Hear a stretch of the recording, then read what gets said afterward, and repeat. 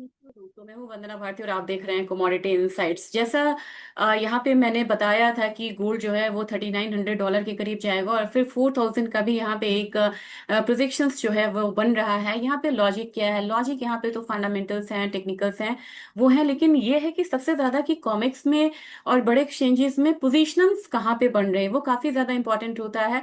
कभी कभी ऐसा होता है कि हम बुलिश होते हैं, सब कुछ बुलिश होता है, लेकिन जहाँ वहां पे पोजीशन कटना शुरू होता है तब अचानक से एक प्रॉफिट बुकिंग वाला माहौल आता है। लेकिन अभी प्रॉफिट बुकिंग का माहौल नहीं है। यहाँ पे अभी गोल्ड और सिल्वर में जो न्यू हाईज और जो तूफानी तेजी है वो यहाँ पे लग रहा है कि बनी रहेगी। और बड़े जल्दी जल्दी यहाँ पे टारगेट्स आ रहे हैं। ऐसा नहीं कि टारगेट्स आ रहे हैं, ये खुशी है, लेकिन ये बहुत जल्दी जल्दी आ रहे हैं और नए टारगेट्स हमें यहाँ पे शेयर करना पड़ रहा है। सबसे पहले तो मैं आपसे स्क्रीन शेयर ही करना चाहूंगी और मैं बताना चाहूंगी कि किस तरीके की मूवमेंट्स अभी है मार्केट में। और दूसरी बात यह है कि आपको ये इकोनॉमिक रिलीजेस आज का जानना बहुत जरूरी है। मॉर्निंग सेशन में मैंने आप लोगों से कहा था कि एक बारी आप अगर चाइना का डेटा देखते हैं तो चाइना का डेटा यहाँ पे वीक आया है, जिसकी वजह से प्राइसेस में एक फॉल आता हुआ हम लोगों ने देखा है क्रूड ऑयल वगैरह में। लेकिन इसके साथ साथ मैन्युफैक्चरिंग डेटा यहाँ पे खराब आया था और पीएमआई यहाँ पे बढ़िया आया है।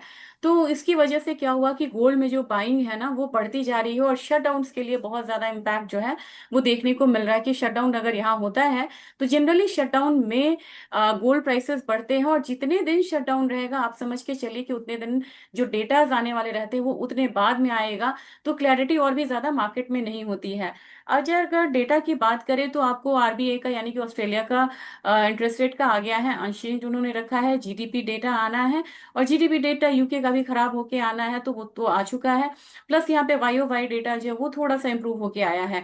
लेकिन अब बाकी क्या है आज के दिनों में? तो कंज्यूमर कॉन्फिडेंस है यूएस का जो कि खराब होने के आने की उम्मीद है। शिकागो पीएमआई यहाँ पे थोड़ा सा बेहतर है और जोन्स ओपनिंग यानी कि जॉब ओपनिंग पे भी यहाँ पे थोड़े से ज्यादा लोग यहाँ पे आ रहे हैं। लेकिन सबसे इंपॉर्टेंट यहाँ पे है कि 8:30 के करीब ये डेटा आपको 7:15 से आना शुरू हो जाएगा, 7:15 से, और 8:30 आपको ट्रम्प की स्पीच है।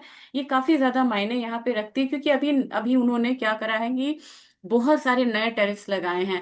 नए टेरिफ्स पे उन्होंने मतलब हॉलीवुड की मूवीज पे भी अब उनको ध्यान है, किचन अप्लायंसेस पे उन्होंने लगाया है। काफी सारे टेरिफ्स जो हैं वो नए लगाए हैं, जिसकी वजह से मार्केट में एक उथल पुथल वाला माहौल है। और इक्विटी मार्केट में भी वो रिएक्शंस जो है वो देखने को यहाँ पे मिल रहा है। और साथ में बड़ी बात है कि चाइना का पीएमआई की वजह से एशियन मार्केट जो है वो थोड़ा सा यहाँ पे दायरे में चल रहा है। अगर आप मार्केट देखें तो आपको दायरे में मार्केट यहाँ पे आता हुआ दिख जाएगा। अगर यहाँ पे कमोडिटीज की बात करें तो कमोडिटीज में यहाँ पे आपको तूफानी तेजी जो है 1.25% के करीब, 1.13% गोल्ड यहाँ पे भागा हुआ है। सिल्वर में अगर देखेंगे तो 0.66% का उछाल है।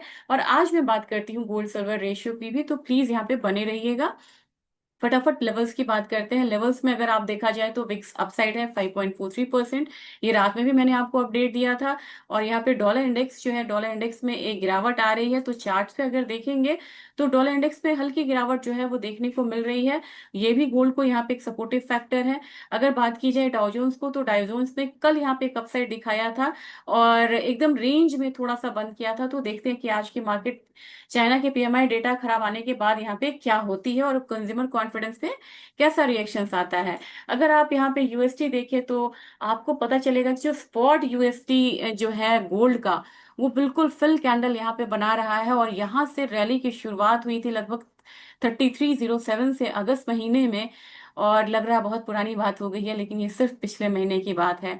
वहां से जो रैली शुरू हुई है वहां से इमेजिन यहाँ पे आप 600 पॉइंट ऐड कर चुके हैं 2 महीनों में गोल्ड में, जो कि सालों का मूवमेंट होता था। अगर आप फ्यूचर्स देखेंगे, फ्यूचर्स से बिल्कुल फिल कैंडल है यहाँ पे। और फिल कैंडल होने के बाद अगर आप देखेंगे तो प्राइसेस आपको सीधा सीधा अब लग रहेगा कि 4000 की तरफ यहाँ पे जाने के लिए तैयार बैठा हुआ है। यहाँ पे सिल्वर में 47.33 है। यहाँ पे भी नया हाई देखने को मिल रहा है। लेकिन आज सिल्वर में देखेंगे एक्सएजी यूएसडी, यानी कि जो स्पॉट सिल्वर है वो क्या दिखा रहा है? स्पॉट सिल्वर भी यहाँ पे $47 दिखा रहा है, जबकि फ्यूचर्स जो है 47.34 है। यानी कि स्पॉट सिल्वर में भी कोई बहुत ज्यादा कमजोरी नहीं है।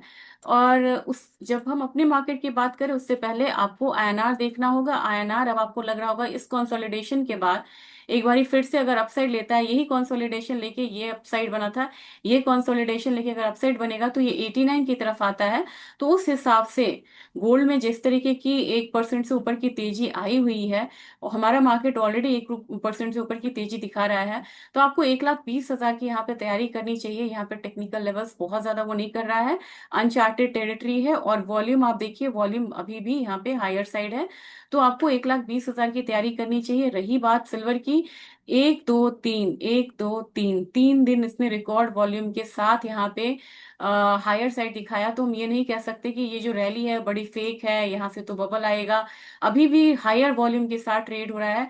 तो मेरे ख्याल से अब यहाँ पे आपको 1,48,000 का ध्यान रखना होगा 1,45,000 के बाद।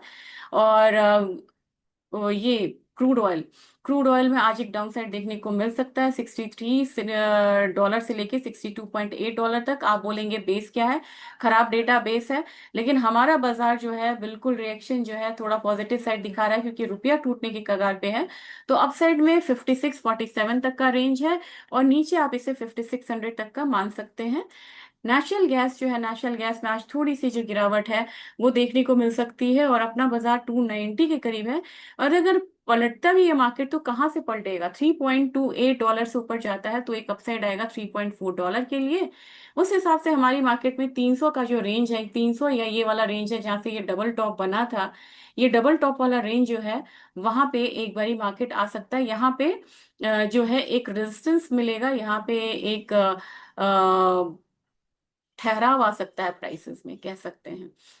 जिंक हो या कॉपर हो, सबने चाइनीज डेटा पे एक रिएक्शन देने शुरू करे हैं। यहाँ पे डबल टॉप बन रहा है। अगर जिंक की बात करें, जिंक भी एक फॉल दिखा रहा है। आज का दिन हो सकता है कि थोड़ा सा करेक्शन का बेस मेटल में बनता हुआ नजर आए। एल्यूमिनियम की बात करें तो एल्यूमिनियम में लग रहा है कि यहाँ पे डिमांड बढ़ के इस लेवल तक आ सकता है 258.75, यानी कि ₹1.30 तक एक जोन जो है वो देखने को मिलेगा। अब यहाँ पे टर्मरिक की बात की जाए तो टर्मरिक थोड़ा सा मुझे दबाव लग रहा है, 12,100 तक लग रहा है कि टर्मरिक आ सकता है। और यहाँ पे बहुत दिनों बाद 19,000 का स्तर जो है जीरा ने तोड़ा है। तो जीरा में मुझे लग रहा है कि जीरे में अगर फॉल डीप होता है तो ये अगस्त महीने वाला जो फॉल है उसको कंटिन्यू करके 18,555 तक एक सपोर्ट जो है वहां पे ले सकता है। तो फिलहाल एक दौर जो है स्पाइसेस में वो वीकर साइड रहेगा। वीकर साइड क्या नहीं है, तो ये आपको धनिया है। धनिया में मुझे लग रहा है कि ग्रेजुअली यहाँ पे 8430 तक का जो रेंज है वो देखने को मिल सकता है। और जब ग्वार सीड की बात की जाए, पूरा फिल कैंडल आज के दिन में ये बना है, और वीकनेस बहुत ज्यादा इस काउंटर में। मैंने आपको 4500 का कहा था कि पोजिशनली 4500 का एक दिख रहा है नीचे के साइड। और ग्वारगम में भी मुझे लग रहा है इतना फिल कैंडल तो उसने डाउन साइड का इतना वीक कैंडल जल्दी इसने बनाया नहीं था। तो मुझे लग रहा है कि यहाँ पे भी एक बार 8500 के प्राइसेस जो है वो आ सकते हैं। जबकि कोकोड ने एक हायर साइड लगा के एक करेक्शन लिया है। करेक्शन कहाँ तक हो सकता है, 2925 से 2920 तक का। कैस्टर सीड की बात की जाए तो कैस्टर सीड में अब यहाँ पे लोअर लेवल से हल्की सी जो फ्रेश बाइंग है वो दिख रही है, लेकिन हम यहाँ पे 200 डेज का जो मूविंग एवरेज है वहां पे एक रेजिस्टेंस आधा देख सकते हैं, जो कि है 6510 के करीब का। जैसे ही अब यहाँ पे आप बढ़ेंगे तो जरूरी है देखना एक बारी गोल्ड सिल्वर रेशियो किस तरीके से है। तो गोल्ड सिल्वर रेशियो पे मैं छोटा सा एक वीडियो भी बनाना चाहूंगी, और वो वीडियो में अलग से एक बारी शेयर करती हूँ। बने रहिएगा, आज का डेटा का ध्यान भी रखिएगा, और शुभ नवरात्रि। नवरात्रि।